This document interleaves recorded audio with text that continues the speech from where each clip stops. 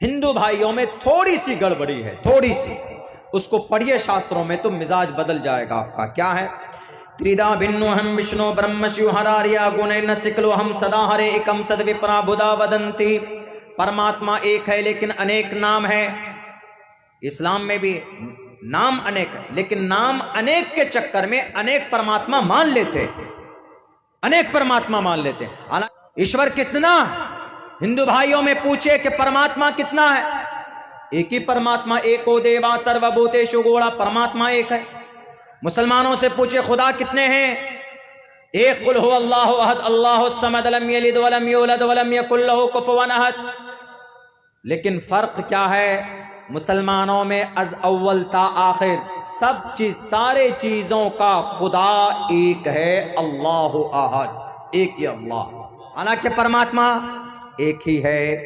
ایکم سد وپرا بدا ودنتی، پرماتما ایک۔ میں نہیں کہہ رہا، عبداللہ سالم نہیں کہہ رہا، رگ وید کا منتر کہہ رہا۔ اندر بھی اسی کا نام، متنا بھی اسی کا نام، ورون بھی اسی کا نام ہے۔ ایکم سد وپرا، ودوانوں نے اسی ایک پرماتما کو انیک ناموں سے پکارا ہے۔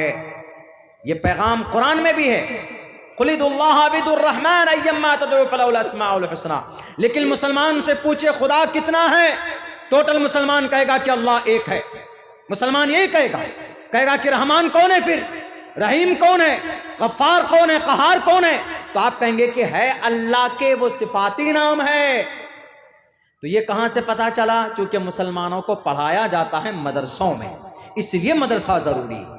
اور آپ کے یہاں میں آج کہتا ہوں، آپ پاٹھشالے قائم کیجئے، ہر گاؤں میں پاٹھشالے ہونا چاہیے، ہر بلاک میں اور ہر ڈسٹرکٹ کے اندر میں ایک شاستریہ گرنتھ کو پڑھانے کے لیے نظام ہونا چاہیے۔ تب دیکھیے غلط فہمی دور ہوتی کہ نہیں ہوتی۔ ہم نہیں کہیں گے کہ آپ ہمارا قرآن پڑھ لیجئے، آپ ہماری حدیث کا مطالعہ کیجئے، آپ کے اعتراض دھل جائیں گے۔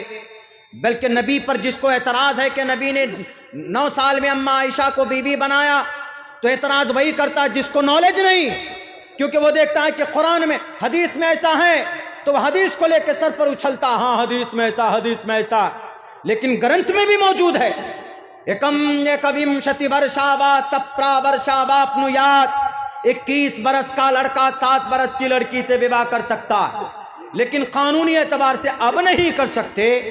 لیکن مذہبی گرنتھوں میں اجازت ہے، مسلمانوں کی شریعت میں اجازت ہے کہ نابالغ ماں باپ، نابالغ بچی بچہ، لڑکا لڑکی کے ماں باپ اس کو اجازت دیں، اس کو اجازت کہ اگر وہ اپنی اسے بچوں کے نکاح پڑھ لیں، اس کے پیرنٹس، تو نکاح مانا جاتا ہے۔ یا لڑکا لڑکی بالغ ہونے کے بعد میں نکاح پڑھ لے تو نکاح ویلڈ ہے گواہوں کی موجودگی میں۔ ایسے ہندو دھرم میں ہے کہ کب ومشتی وا سپرا ورشا واپنویات، اگر 21 برس کا لڑکا 7 برس کی لڑکی سے وواہ کر لے تو جائز ہے، مہا بھارت میں کہی گئی۔ لیکن بھارت کا سمویدھان کہتا ہے کہ نہیں، کم سے کم لڑکی کی عمر 18 سال اور لڑکے کی عمر کم سے کم 21 سال ہونی چاہیے۔ تو یہ چیزیں ہیں، یہ سارے خرافات اور یہ ساری غلط فہمی کہاں سے دور ہوگی؟ پڑھنے سے دور ہوگی۔ ہم اسی لیے اپنے شاستروں پر دھیان دیتے ہیں، چونکہ ہمارا شاستر، ہمارا قرآن، ہماری شریعت، ہم اسی کے لیے پیدا کیے گئے۔ ہمارا تو یہ ماننا ہے وَمَا خَلَقْتُ الْجِنَّ وَالْإِنسَ إِلَّا لِيَعْبُدُونَ، اللہ نے انسانوں کو پیدا کیا کس لیے؟ عبادت کے لیے پیدا کیا۔ انسان اور جنات کو اللہ نے عبادت کے لیے پیدا کیا، اور اللہ کی عبادت کے لیے ضروری ہے شریعت کو جاننا۔ نوجوانوں، میرے ساتھیوں، آپ کو تو اتنا پتا ہے پشپا 2 نے کتنا پیسہ کمایا، پشپا 3 کب آنے والی ہے ریلیز ہو کر، اور آپ کو نہیں معلوم ہے کہ وضو میں کتنے فرائض ہیں، غسل میں کیا چیزیں فرض ہیں، غسل میں کیا ضروری ہے، شیمپو لینا ضروری ہے، کہ ٹاویل لے کر باتھ روم میں جانا ضروری ہے، کہ گرم پانی سے نہانا ضروری ہے۔ آپ اس کو ضروری سمجھتے ہو؟ نہیں، اپنی جوانی کا ایک مقصد ہے، آپ کی زندگی کا ایک مقصد ہے۔ اللہ نے آپ کو عبادت کے لیے پیدا کیا، اتنا علم سیکھنا ضروری ہے کہ جس سے آپ حرام اور حلال کے بیچ میں فرق پیدا کر سکو۔ اسی کو اللہ کے نبی نے فرمایا کہ ضروری ہے، طلب العلم فریضۃ علی کل مسلم۔ میرے ہندو بھائیوں، میرے سناتنی بھائیوں، اگر مکتب اور مدرسے کا نظام ہے تو وہ ہمارے لیے چونکہ ہمارے لیے ضروری اور کمپلسری، ہم اس کے بغیر نہیں رہ سکتے۔ اور پھر اگر مدرسے میں ہمارے بچے پڑھتے ہیں، مکتب میں ہمارا بچہ پڑھتا ہے، تو اس کا یہ مطلب نہیں ہے کہ وہ مدرسے میں پڑھنے کے بعد میں کٹ ملا بن جائے گا، وہ مدرسے میں پڑھنے کے بعد وہ دیش ویرودھی کام کرے گا جیسا کہ لوگ سوچتے، بلکہ اگر کوئی مولانا بنتا ہے تو وہ اس سماج کا سب سے مبارک آدمی بن جاتا ہے، اگر کوئی حافظ اور قاری صاحب بنتا ہے تو وہ اس سماج کے بیچ میں امام بنتا ہے، اور امام اللہ کے نبی اور صحابہ کے بعد اس زمین پر اگر سب سے مقدس جماعت اگر کوئی ہے تو علماء کی، اور علماء میں سب سے بہتر مقام اور مرتبہ کسی کے پاس ہے تو وہ ہمارے جو سماج کے اندر نظام ہے، ترتیب ہے، ہم اماموں کو دیتے ہیں عزت اور سمان دنیا کے اندر، کیونکہ یہ ہمارا امام ہے، یہ ہمارا نظام، یہ ہمارا کانسیپٹ ہے۔ اور اس کا یہ مطلب نہیں کہ مدرسے میں پڑھنے کے بعد ہم کٹ ملا بن جائیں گے، جہادی بن جائیں گے۔ یہ لفظ جہادی تو اتنا کامن کر دیا گیا کہ جس کو بھی مسلمانوں کو بدنام کرنا ہو لفظ جہادی لگا دو کہ ارے وہ عبداللہ جہادی ہے۔ جہاد کا مطلب شیطان سے مقابلہ کرنا، جہاد کا مطلب شراب پینے کا من کرتا نہ پیو تو بھی جہاد ہے، جہاد کا مطلب نماز پڑھنے کا من نہیں کرتا ہے تو نماز پڑھو، یہ بھی جہاد ہے، جہاد کا مطلب رمضان کا روزہ 30 دن کے روزے رکھنا، یہ بھی جہاد ہے، جہاد کا مطلب دولت ہے، دولت کا انبار ہے، لوگوں کو زکوٰۃ دینے کا من نہیں کر رہا ہے کہ پیسہ گھٹ جائے گا، لیکن اپنے نفس کو توڑ کر اپنے 2.5% روپے نکال کر غریبوں کو بانٹتا ہے، یہ بھی جہاد ہے۔ اور جہاد کا مطلب جب کوئی اس دیش کی سالمیت کو توڑے گا، اس کے ہاتھ کو توڑ کر، اس کی گردن کو توڑ کر واپس اس کے ملک میں بھیجنا، یہ بھی ایک جہاد ہے، اس کو بھی جہاد بولتے۔ صرف تقریر کرنا یا ٹوپی اور داڑھی رکھنے سے کوئی جہادی نہیں بنتا۔ یاد رکھو اے آسام کے چیف منسٹر صاحب، آپ نے کہا کہ اس دیش کو ڈاکٹر کی ضرورت ہے، ذرا بتاؤ جب دیش آزاد ہوا تھا کون ڈاکٹر تھا انگریز کے سامنے میں؟ ذرا بتاؤ جب دیش کو انگریز سے چھٹکارے کے لیے 1806 کے اندر جہاد کا فتویٰ لانچ کیا تھا تو جہاد کا فتویٰ دینے والا کون ڈاکٹر تھا، کون پائلٹ تھا، کون پروفیسر تھا؟ بلکہ اس عظیم مرد مجاہد کا نام شاہ عبدالعزیز محدث دہلوی تھا، جو ایک مدرسے کے معتمم تھے۔ جب اس دیش کو آزاد کرنے کے لیے برطانیہ کے اندر مولانا محمد علی جوہر گئے تو مولانا محمد علی جوہر کون تھے؟ پائلٹ تھے یا کوئی لائر تھے یا کوئی جج تھے یا کوئی انجینئر تھے؟ مولانا تھے، مولانا، سر پر ٹوپی اور چہرے پر داڑھی تھے۔ برطانیہ کے آفس میں گئے، انگریز کے آفس میں، اور انگریز سے کہا کہ انگریز جب تک تو ہمارے بھارت کو نہیں چھوڑے گا یہ محمد علی جوہر بھارت کی مٹی میں اس کی مٹی نہیں، اس کی باڈی وہاں پر نہیں جا سکتی۔ محمد علی جوہر نے کہا، مولانا محمد علی جوہر صاحب نے کہا، نکلے، انگریز نے کہا کہ جاؤ کوششیں کر لو، تمہارے دیش کو آزادی میں بہت ٹائم لگیں گے اور تم جیسے مولانا دیش کو آزاد کراؤ گے۔